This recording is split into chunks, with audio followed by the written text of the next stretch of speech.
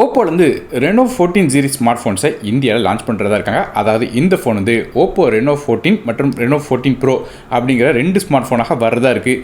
இப்போ இந்த வீடியோவில் இந்த ஸ்மார்ட் ஃபோனில் என்ன விஷயங்கள் வருது அப்படிங்கிறத டீட்டெயிலாக பார்க்கலாம். என்னடா இவன் லான்ச்சுக்கு முன்னாடி இந்த ஃபோனை பற்றி பேசுகிறானே, இது கரெக்டாக இருக்குமா இல்லையா அப்படின்னு கேட்டிங்கன்னா வந்து இந்த ஃபோன் ஆல்ரெடி சைனா லான்ச் ஆகிடுச்சு. அதனால் இந்த வீடியோவில் இந்த 2 ஃபோனில், அதாவது ஓப்போ ரெனோ 14 மற்றும் ரெனோ 14 ப்ரோ ஆகிய 2 ஸ்மார்ட் ஃபோனில் என்ன விஷயங்கள் வருது அப்படிங்கிறத டீட்டெயிலாக பார்க்கலாம். வீடியோக்குள்ள போக முன்னாடி சேனல் சப்ஸ்கிரைப் பண்ணிடுங்க, பக்கத்தில் பெல் ஐக்கனை ப்ரெஸ் பண்ணி தொடர்ந்து உங்கள் ஆதரவு தங்க. அப்படி நம்ம வாட்ஸ்அப் மற்றும் டெலிகிராம் சேனலோட லிங்க் வந்து டிஸ்கிரிப்ஷனில் கொடுத்துருக்கேன், மறக்காமல் அதையும் கிளிக் பண்ணி ஜாயின் பண்ணிக்கோங்க. இப்போ நம்ம வீடியோக்குள்ளே போகலாம். முதல்ல ஓப்போவோட ரெனோ 14 மற்றும் 14 ப்ரோ 2 ஃபோன்லையும் சில விஷயங்கள் காமனாக இருக்குது, சில விஷயங்கள் வேறுபட்டிருக்கு. அதன்படி பார்க்கும்போது ஆஸ் யூஷுவல் நம்ம பில்ட் குவாலிட்டியிலேருந்து ஆரம்பிக்கலாம். முதல்ல ஓப்போவோட ரெனோ 14ஓட திக்னஸ் மற்றும் வெயிட்டை பற்றி பார்க்கலாம். இந்த ஓப்போவோட ரெனோ 14 வந்து 7.32 மில்லிமீட்டர் திக்னஸோட 187 கிராம் வருது. அதே ஓப்போவோட ரெனோ 14 ப்ரோ எடுத்துக்கிட்டிங்கன்னா அது 7.48 மில்லிமீட்டர் திக்னஸோட 201 கிராம் வெயிட் வருது. ஸோ ஓப்போவோட இந்த ரெனோ 14 ப்ரோ எடுத்துக்கிட்டிங்கன்னா நமக்கு வந்து இந்த திக்னஸ் மற்றும் வெயிட்டில் கூட கொஞ்சம் அதிகமாக இருக்குது ரெனோ 14 கம்பேர் பண்ணி பார்க்கும்போது. மற்றபடியாக 2 ஃபோனுக்கு நமக்கு ட்ரிபிள் ஐபி ரேட்டிங் கொடுக்குறாங்க. அதாவது IP66, 68 மற்றும் 69 அப்படிங்கிற 3 ரேட்டிங் கொடுக்குறாங்க. அதனால் இந்த ஃபோனை தண்ணிக்குள்ளே போட்டாலும் எந்த விதமான பிரச்சனையும் ஆகாதுன்னு சொல்கிறாங்க. ஸோ ஹெவியான மழைக்காலங்களில் ஃபோனை வெளியே எடுத்துகிட்டு போனாலும் எந்த விதமான பிரச்சனையும் ஆகாது. ஸோ ஃபோன் வந்து நல்ல ஒரு வாட்டர் மற்றும் டஸ்ட் ரெசிஸ்டன்ஸ் இதில் கொடுத்துருக்காங்க. மற்றபடியாக இப்போ லேட்டஸ்ட்டாக சில ஃபோன்ஸில் வந்து மிலிட்ரி ஸ்டாண்டர்ட் பில்டு கொடுக்குறாங்க. அந்த பில்டு வந்து இதில் மென்ஷன் பண்ணலை. ஃபோனோட ஃப்ரேமை பொறுத்து நமக்கு வந்து மெட்டல் ஃப்ரேமாக கொடுத்துருக்காங்க. மற்றபடி டிசைன் வைஸ் பார்த்துட்டிங்கன்னா நமக்கு அந்த ஓப்போட ரெனோ 14 மற்றும் 14 ப்ரோ ரெண்டுமே பார்க்குறதுக்கு ஒன்று போல தான் இருக்குது. கலர் மட்டும் தான் மாறுது தவிர மற்றபடி எல்லா விஷயங்களும் ஒன்று போல தான் இருக்குது. அடுத்ததாக நமக்கு ஃப்ரண்ட் சைடோட டிஸ்பிளே பற்றி பேசலாம். இந்த 2 ஃபோன்லையும் டிஸ்பிளேயோட சைஸ் மட்டும் தான் மாறுதே தவிர மற்றபடி ஸ்பெக் வந்து ஒன்று தான். அதன்படி பார்க்கும்போது ஓப்போட ரெனோ 14 எடுத்துக்கிட்டிங்கன்னா அதில் ஒரு 6.59 இன்ச்க்கான 1.5K ஃப்ளாட் OLED டிஸ்பிளே கொடுக்குறாங்க. அதே ஓப்போவோட ரெனோ 14 ப்ரோ எடுத்துக்கிட்டிங்கன்னா அதில் ஒரு 6.83 இன்ச்க்கான 1.5K OLED டிஸ்பிளே கொடுக்குறாங்க. ஸோ ரெண்டுலேயுமே வந்து நமக்கு வந்து 1.5K ரெசல்யூஷனில் தான் வருது. மற்றபடியாக இந்த 2 டிஸ்பிளேலையும் நமக்கு 120 ஹெட்ஸ்க்கான ரெஃப்ரெஷ் ரேட் கொடுக்குறாங்க. 240 ஹெட்ஸ்க்கான டச் சாம்பிளிங் இருக்குது. 1200 நிட்ஸ் வரையும் குளோபல் பீக் பிரைட்னஸ் கொடுக்குறாங்க. அதுபோல் 3840 ஹெட்ஸ்க்கான ஹை ஃப்ரீக்வன்சி PWM டிமிங் சப்போர்ட்டும் இருக்குது. மற்றபடியே ப்ரொடக்ஷனுக்காக 2 ஃபோன்லையும் ஓப்போவோட கிறிஸ்டல் ஷீட் அப்படிங்கிற ஒரு கிளாஸ் வந்து பயன்படுத்துகிறாங்க. இது ஒரு பஞ்சுவல் டிஸ்பிளேயாக இருக்குது. அது மட்டும் இல்லாமல் இன் டிஸ்பிளே ஃபிங்கர் பிரிண்ட் ஸ்கேனரும் இருக்குது. ஸோ டிஸ்பிளேயோட குவாலிட்டி ஆன் பேப்பர் நல்லா தான் இருக்குது. எந்தெந்த பிரைட்னஸ் வந்து ரொம்ப ஹைன்னு சொல்ல முடியாது, நார்மலாக இருக்குதுன்னு சொல்லலாம். மற்றபடியாக நமக்கு HDR10+ சப்போர்ட்லாம் வந்து கொடுத்துருக்காங்களா இல்லையா அப்படிங்கிறத கம்பெனி மென்ஷன் பண்ணலை. அடுத்ததாக இதோட பெர்ஃபார்மன்ஸை பற்றி பார்க்கலாம். ஸோ பெர்ஃபார்மன்ஸில் நமக்கு வந்து இந்த ஓப்போட ரெனோ 14, 14 ப்ரோ ரெண்டுலேயும் பெரிய வித்தியாசம் இல்லை. முதல்ல சிப்பு என்ன அப்படிங்கிற சொல்லிடுறேன், அதுக்கப்புறம் பெர்ஃபார்மன்ஸ் எப்படி இருக்கும் அப்படிங்கிற சொல்கிறேன். அதன்படி பார்க்கும்போது ஓப்போட ரெனோ 14 எடுத்துக்கிட்டிங்கன்னா அதில் மீடியாடெக்கோட Dimensity 8350 அப்படிங்கிற சிப்செட் வந்து கொடுக்குறாங்க. இது ஒரு 4 nm ப்ராசராக இருக்குது. கிராவிஸ்கா மாலியோட G615 MC6 அப்படிங்கிற GPU கொடுக்குறாங்க.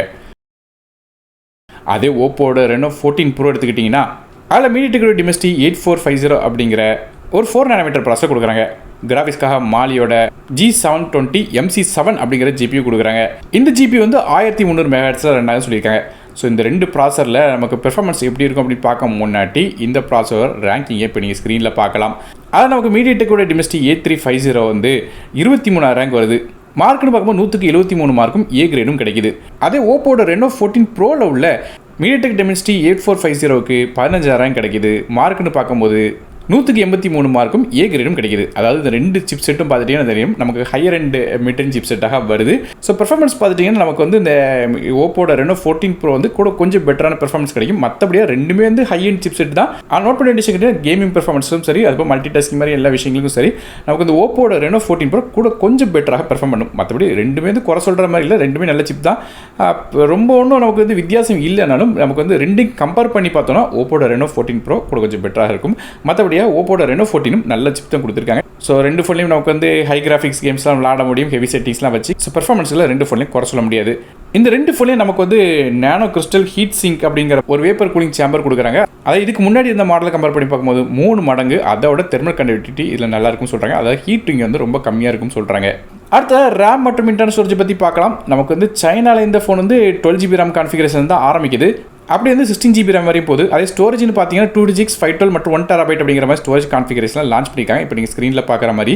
மற்றபடி இந்தியாவில் லான்ச் ஆகும்போது இதே RAM இன்டர்னல் ஸ்டோரேஜ் கான்ஃபிகரேஷன் இருக்குமான்னு தெரியாது. ஒரு 8GB RAM கான்ஃபிகரேஷன் வர்றதுக்கும் வாய்ப்பு இருக்குது. மற்றபடியாக ரேம் கான்ஃபிகரேஷன் அப்படின்னு பார்த்துக்கிட்டிங்கன்னா நமக்கு LPDDR5X ரேம் தராங்க, ரொம்ப ஃபாஸ்ட்டான ஒரு ரேம் கொடுத்துருக்காங்க. ஆனால் ஸ்டோரேஜ் வந்து நமக்கு UFS 3.1 நார்மலான ஒரு ஸ்டோரேஜ் கொடுத்துருக்காங்க. UFS 4.0 கொடுத்துருந்தா கொஞ்சம் பெட்டராக இருந்திருக்கும், ஆனால் அது கொடுக்கல. இருந்தாலும் UFS 3.1 குறை சொல்கிற மாதிரி இருக்காது, அதுவுமே வந்து ஓரளவு நல்லாயிருக்கும். ஸோ இதே மாதிரியாக ரேம் மற்றும் இன்டர்னல் ஸ்டோரேஜ் கான்ஃபிகரேஷன் இதில் வருது. மற்றபடியாக மைக்ரோ ஸ்டிக்கருக்கான சப்போர்ட் கிடையாது, ஆனால் டியூல் சிம் சப்போர்ட் இருக்குது.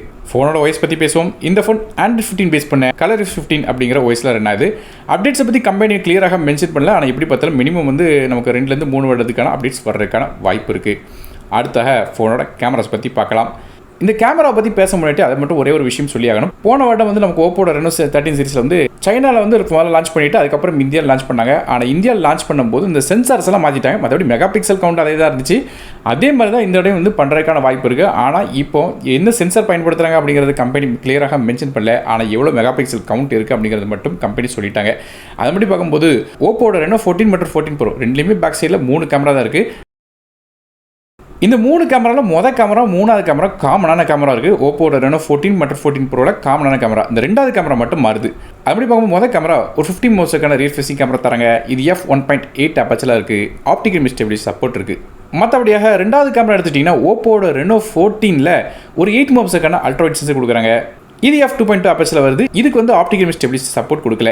அது ஓப்போட Reno 14 Pro எடுத்துக்கிட்டிங்கன்னா இந்த 8 மெகாபிக்சலுக்கான கேமராக்கு பதிலாக இதில் ஒரு 50 மெகாபிக்சலுக்கான அல்ட்ரா வைட் கேமரா கொடுக்குறாங்க. இது f2.0 அப்பச்சல வருது.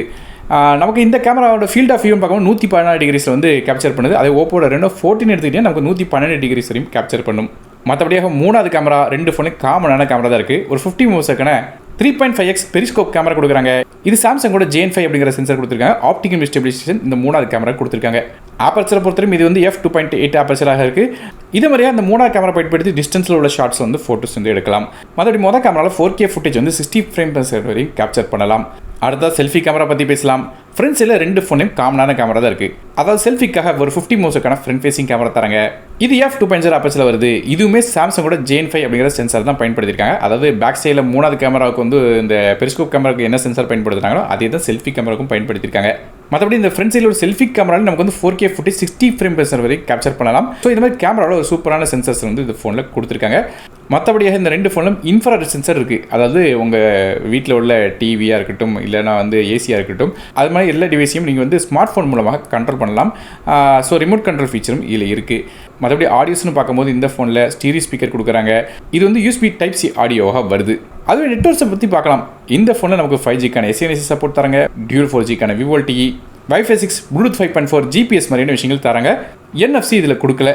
இது போக இந்த வழக்கமாக ஓப்போ ஃபோன்ஸில் இப்போ ரீசெண்டாக கொடுக்குற மாதிரி இந்த ஃபோன்லையும் X1 அப்படிங்கிற ஒரு சிப்பு கொடுக்குறாங்க. இந்த சிப்பு என்ன செய்யும்னு கேட்டிங்கன்னா நமக்கு வந்து சிக்னலை வந்து பூஸ்ட் பண்ணி கொடுக்கும். அதாவது வெளியே இருக்கிற சிக்னல், ஃபோனில் உள்ள சிக்னலுக்கு ரிசீவ் ஆகிறது வந்து கம்மியாக இருந்தாலும் நமக்கு ஃபோனில் வந்து இந்த சிக்னலை பூஸ்ட் பண்ணி தரணும்னு சொல்கிறாங்க. அது மூலமாக ஒருவேளை வந்து நீங்கள் வந்து ஏதாவது சப்வேல இருந்தாலோ இல்லைனா வந்து உங்களுக்கு சிக்னலே கிடைக்காத ஏரியாவில் இருந்தாலும் உங்களுக்கு வந்து சிக்னல் பூஸ்ட் வந்து கிடைக்கும். அடுத்தபடியாக பேட்டரிஸை பற்றி பார்க்கலாம்.